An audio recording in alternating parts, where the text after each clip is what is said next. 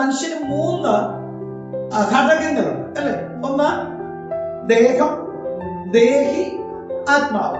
ദേഹം എന്ന് പറയുന്നത് ഞാൻ പറഞ്ഞിട്ടുണ്ട്, റിസപ്ഷൻ, റിയാക്ഷൻ, എക്സ്പ്രഷൻ എന്ന് പറഞ്ഞാൽ സ്വീകരിക്കുക, പ്രതികരിക്കുക, പ്രകടിപ്പിക്കുക. ഇത് ശരീരം, ബോഡി ചെയ്യുന്ന കാര്യം. ബോഡിക്ക് ഇത്രയേ ഉള്ളൂ. എന്താണ്? സ്വീകരിക്കുക, പ്രതികരിക്കുക, പ്രകടിപ്പിക്കുക.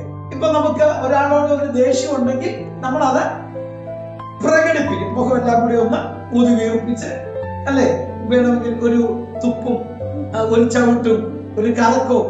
മനസ്സിലാവുന്നേ? ഇത് എക്സ്പ്രഷനാണ്. നമ്മുടെ അകത്ത് കിടക്കുന്ന ഒരു സാധനം നമ്മൾ എന്ത് ചെയ്യുന്നു?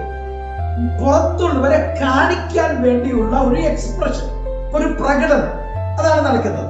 അതുപോലെ തന്നെ റിസപ്ഷൻ, റിയാക്ഷൻ, നമ്മൾ സ്വീകരിക്കുന്നു, പറയുന്ന കാര്യങ്ങൾ നമ്മൾ ഏറ്റെടുക്കുന്നു.